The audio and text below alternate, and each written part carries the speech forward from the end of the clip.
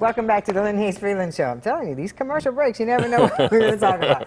Damon Young is our guest from Very, Very Smart Brothers, and there's so many things I want to talk to you about, but I'm curious now because politically, it seems to me like there would be a lot of fodder for you to use in writing. How do you pick and choose? That's a good question. What generally happens is that I'll come across a topic, a news item, or maybe just something that happened to me during the day, and I'll, your CNNs, your MSNBCs, your Slates, your Foxes, your Washington Post, New York Times, whatever, they're going to have their perspective on a news story, and so what I try to do is come up with an angle or take that again is a quality take, isn't quote unquote a hot take, but is distinct enough from what the larger mainstream publications and platforms do that people, maybe if they're searching for a certain irreverence, they know to come to me. I try to liken it as let's say the New York Times and the Washington Post, they're the Cheesecake Factory. Okay. Cheesecake Factory, you have servers, you have bartenders, you have cooks, you have janitors, you have the marketing team. You have this entire ecosystem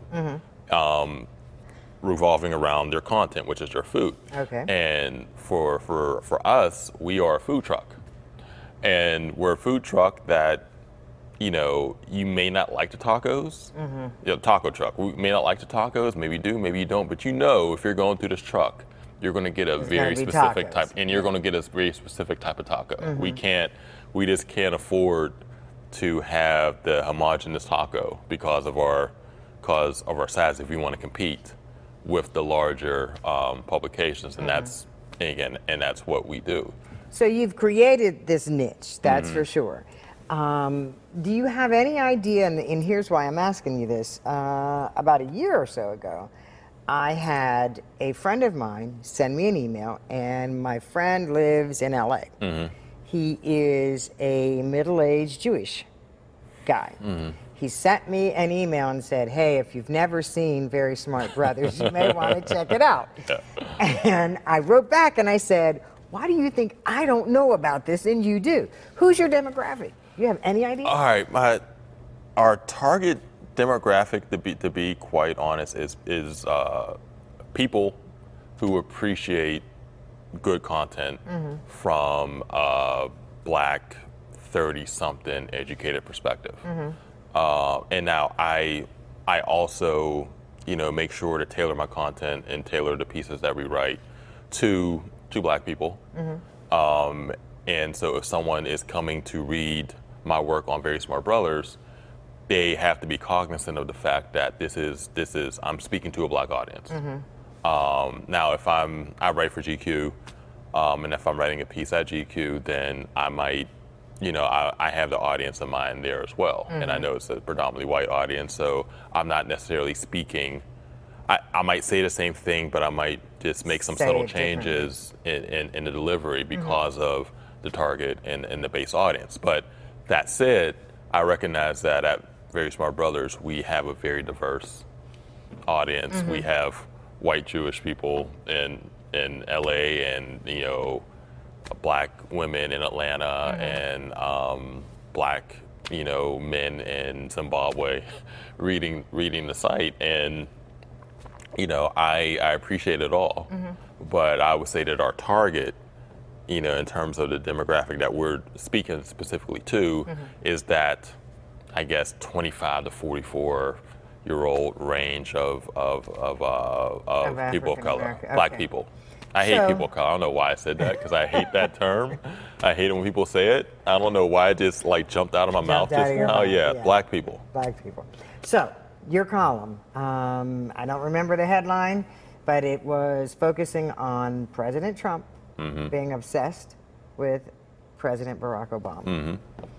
Yeah, and let me think. The headline might have been that I'm a little creeped out by how obsessed he is. Right.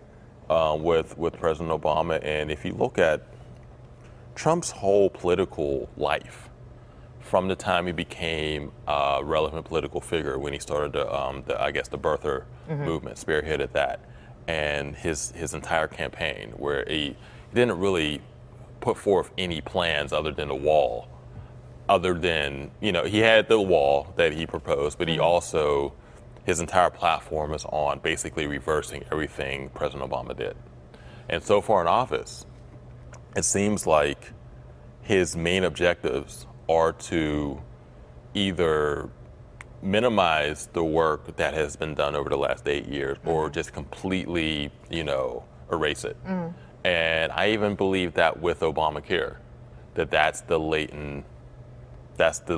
like the latent motivation behind him being so committed to repealing it and replacing it.